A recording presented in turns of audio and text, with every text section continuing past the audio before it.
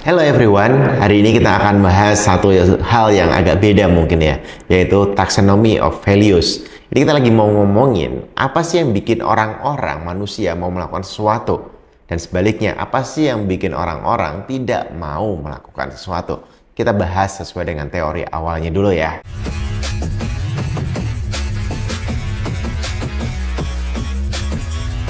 Taxonomy of value atau taksonomi nilai-nilai merupakan upaya untuk mengkategorikan dan mengelompokkan nilai-nilai yang dimiliki oleh individu atau kelompok dalam masyarakat. Nilai-nilai ini mencerminkan keyakinan, prinsip, dan preferensi yang mempengaruhi perilaku dan keputusan seorang. Salah satu kerangka kerja yang umum digunakan dalam taxonomy of value adalah teori nilai dasar yang dikembangkan oleh Shalom H. Schwartz. Teori ini mengidentifikasi 10 nilai dasar yang bersifat universal yang ditemukan dalam berbagai budaya dan masyarakat. Berikut adalah penjelasan lebih rinci mengenai 10 nilai dasar dalam teori nilai dasar. Yang pertama adalah universalism. Nilai ini menekankan pentingnya keadilan, kebebasan, dan penghargaan terhadap keberagaman. Individu yang mengutamakan nilai ini cenderung peduli pada kesejahteraan umum dan memperjuangkan hak asasi manusia. Contohnya, ini adalah orang-orang yang memperjuangkan kesetaraan gender, misalnya hak-hak minoritas. Dia juga menghargai keberagaman budaya, menjunjung tinggi nilai misalnya multicultural, atau dia kayak peduli sekali sama keberlanjutan, sustainability lingkungan, pelestarian alam. Itu yang pertama, universalism. Jadi ada orang-orang yang pentingnya keadilan, kesetaraan. Sekarang yang nomor 2 adalah benevolence atau pemenuhan. Nilai ini melibatkan perhatian dan kepedulian terhadap kesejahteraan orang lain. Individu dengan nilai ini memiliki dorongan untuk membantu dan berempati terhadap orang lain. Contoh nilai ini seperti misalnya orang ini menyumbangkan waktu, sumber daya, atau uang untuk organisasi amal atau bantuan sosial. Dia juga menunjukkan empati dan peduli terhadap kesulitan orang lain. Dia juga mengutamakan hubungan dan keharmonisan. Ingat, keharmonisan dalam interaksi sosial. Yang ketiga dari nilai universal adalah hedonism, keseruan. Nilai ini mencakup keinginan untuk mencari kegembiraan, kesenangan, dan kepuasan dalam hidup. Individu dengan nilai ini cenderung mencari pengalaman positif dan menghindari pengalaman negatif. Contohnya, misalnya dia menghabiskan waktu untuk hobi atau kegiatan yang membawa kegembiraan dan kesenangan. Bisa jadi dia mengejar pengalaman baru dan petualangan yang menarik. Dia mengejar kenyamanan dan kebahagiaan dalam kehidupan sehari-hari. Masuk yang nomor 4. Nomor 4 adalah achievement. Nilai ini berhubungan dengan keinginan untuk mencapai prestasi pribadi dan meraih keberhasilan. Individu dengan nilai ini cenderung memiliki motivasi untuk menentukan tujuan yang ambisius dan bekerja keras untuk mencapainya. Jadi yang goal, target, achieve, grow gitu. Jadi misalnya dia ngupayain pendidikan yang jauh lebih baik atau meraih kesuksesan akademik atau keuangan, misalnya karir, mengejar karir yang sukses dan mencapai posisi yang diinginkan. Atau dia pengen punya skill, keterampilan, prestasi di bidang tertentu, misalnya olahraga atau seni atau apa, tapi dia kejar itu, dia pengen sense of achievement itu terasa dalam kehidupannya. Masuk nilai kelima. Nilai kelima adalah autonomi. Nilai ini menyoroti pentingnya kebebasan dan otonomi individu, kemandirian. Individu dengan nilai ini cenderung mengutamakan kemampuan untuk mengatur hidup sendiri. Jadi dia tuh pengennya bebas dan mengambil keputusan yang sesuai dengan nilai-nilai pribadi dirinya. Contoh, dia menghargai kebebasan berpikir dan bertindak secara independen. Dia juga mengambil tanggung jawab atas kehidupan pribadi dan keputusan-keputusan yang dia ambil. Dia juga memiliki nilai-nilai yang unik dan kadang tidak selalu mengikuti arus mainstream atau mayoritas orang. Tapi dia percaya diri dan dia juga bertanggung jawab. Kalaupun ada sesuatu ya dia itu yang aku putuskan, itu yang aku ambil. Dia nggak paling mungkin tipe ini termasuk yang nggak suka misalnya diperintah dengan terlalu detail, dengan terlalu spesifik, harus gini dengan cara ini, jam ini, spesifik ini, aturan-aturan yang terlalu rigid, terlalu kaku, itu dia nggak suka dengan hal-hal seperti itu. Dia suka dikasih kebebasan. Nilai ke-6.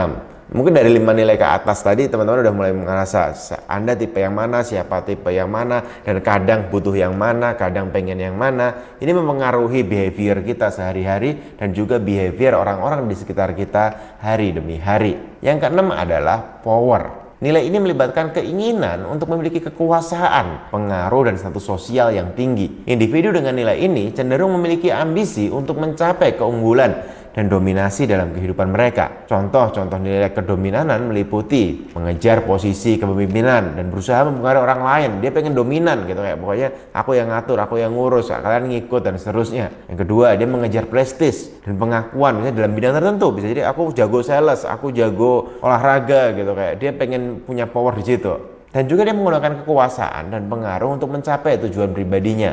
Ya, dia membuat circle of power ini, circle of influence ini untuk bisa mencapai tujuan pribadinya. Masuk ke nilai nomor 7, yaitu security, keamanan. Nilai ini menekankan pentingnya menjaga keamanan fisik, sosial, dan stabilitas dalam kehidupan. Individu dengan nilai ini cenderung mencari keamanan dan menghindari resiko yang tidak perlu. Contoh, misalnya nilai security ini, dia suka menabung, dia merencanakan keuangan untuk masa depan yang lebih stabil. Anggaplah sekarang umur 30, dia mikirin tuh nanti umur 60, umur 70 ketika nggak kerja lagi, dia masih hidup sampai umur 80, 90, gimana kehidupan 20 tahun terakhirnya. Dia siapin itu. Dia juga mengutamakan lingkungan yang aman dan bebas dari ancaman fisik. Dia juga menghindari perubahan besar atau resiko yang nggak perlu dalam hidup. Skydiving, loncat dari jurang gitu, misalnya apa, manjat tebing gitu, mungkin dia nggak begitu suka karena itu nggak begitu aman. Oke, masuk nilai yang ke-8. Ini menarik nih, yang disebut dengan conformity. Saya sering nyontoin ini, kenapa? Karena nilai ini melibatkan penekanan pada ketaatan terhadap norma-norma sosial dan budaya yang ada. Orang-orang dengan nilai ini cenderung menghargai tradisi, aturan, dan konsistensi dalam kehidupan mereka. Contohnya, mereka menjaga norma-norma sosial, mengikuti aturan yang berlaku dalam masyarakat. Nggak mau cari ribut, nggak mau beda sendiri, nggak mau kayak dianggap ngelanggar, aneh, nyeleneh gitu. Mereka juga menghargai adat istiadat dan tradisi yang diwariskan secara budaya. Mereka juga menjaga konsistensi dalam perilaku dan sikap dalam berbagai situasi. Jadi anggaplah misalnya masuk rumah, di depan ada 5 sendal dibuka. Orang ke-6 ini dia akan buka sendal juga karena masuk rumah itu kayak ya semua buka sendal, ya udah gue buka sendal juga deh gitu. Atau apapun yang kayak semua orang makan pakai tangan, ya udah gue pakai tangan aja. Padahal dia nggak nyaman mungkin pakai tangan, tapi dia kayak ya udahlah biar sama, ya udahlah biar nggak beda, ya udahlah biar nggak ribut, ya udahlah biar nggak dianggap aneh, ya udahlah biar nggak dianggap kayak beda, nggak ngehargain gitu dan seterusnya. Good. Sekarang nilai ke-9. Value ke-9, yaitu tradition. Nilai ini mencakup penghargaan terhadap tradisi, warisan budaya, dan agama. Individu dengan nilai ini cenderung mempertahankan nilai-nilai yang diwarisi dari generasi sebelumnya dan menghormati kepercayaan dan praktik tradisional. Contohnya, dia melibatkan diri dalam ritual budaya atau keagamaan atau kegiatan budaya yang tradisional. Dia juga menghargai nilai-nilai keluarga dan norma yang diwariskan dari generasi sebelumnya, orang tuanya, kakek neneknya, dan seterusnya. Orang-orang tipe ini juga masih mengikuti atau senang mengikuti tradisi perayaan atau acara khusus dalam masyarakat. Yang terakhir adalah stimulation. Nilai ini melibatkan keinginan untuk pengalaman baru, keberanian, dan variasi dalam kehidupan. Individu dengan nilai ini cenderung mencari tantangan intelektual, eksplorasi baru, dan kebebasan berekspresi. Contoh-contoh nilai keterbukaan atau stimulation meliputi misalnya orang-orang ini senang menggali pengetahuan baru dan berpartisipasi dalam kegiatan pembelajaran yang berbeda, mencoba pengalaman baru dan mengeksplorasi budaya yang berbeda, menghargai kebebasan berekspresi dan berbagai gagasan yang baru. Nah, dari 10-10 nilai ini kita bisa melihat kenapa orang mau melakukan sesuatu atau tidak melakukan sesuatu. Bisa jadi misalnya kita mau gas-gasan pol atau mengambil resiko ketika dia kayak value yang lebih tingginya adalah security, mungkin bagi dia kayak nggak enak nih kalau gue harus keluar dari zona nyaman, zona aman, sehingga dia nggak mau ngelakuin itu. Dan sebaliknya ketika ada juga orang yang kayak mau melakukan sesuatu karena mungkin bagi dia nilai itu yang penting bagi dirinya. Jadi kita perlu melihat ketika dalam lingkungan sosial siapa yang nilainya cenderung kemana. Jadi kalau kita misalnya kayak konfrontir orang-orang yang menjaga tradisi dengan kayak ngapain ikut tradisi kuno, jadul, segala macam itu dan seterusnya, bagi dia itu penting, Anda akan bisa perang dunia atau bisa musuhan atau bisa kayak nggak ngomong 10 tahun ke depan. Jadi kita perlu saling menghargai satu sama lain, dan juga kalau dalam konteks leadership kita perlu mengoptimalkan siapa yang memang nilainya lebih cenderung kuat di mana kita gas dia di situ. Siapa yang nilainya lebih pas di mana, dia kita gas di situ. Jadi ada mungkin orang yang bisa jadi contoh misalnya kita ngomongin yang sederhana.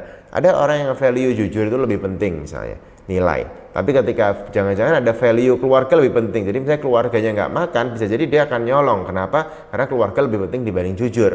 Tapi kalau jujur lebih penting dari keluarga, walaupun dia nggak punya duit apapun, dia nggak akan nyolong, dia nggak akan ngambil duit. Nah, hal ini bisa kita cek dengan orang di sekitar kita secara bertahap. Dengan cara apa? Dengan cara kita lihat, dan bisa juga ada tesnya. Kalau teman-teman mau lihat, oh ini diginiin, itu digituin, hasilnya kayaknya dia kecenderungan yang ini. Jadi dengan ini kita bisa melihat semua orang punya alasan kenapa dia melakukan sesuatu. Salah satunya adalah value yang dipegang dirinya, value yang menjadi prioritas dalam hidupnya pada periode saat ini. Thank you.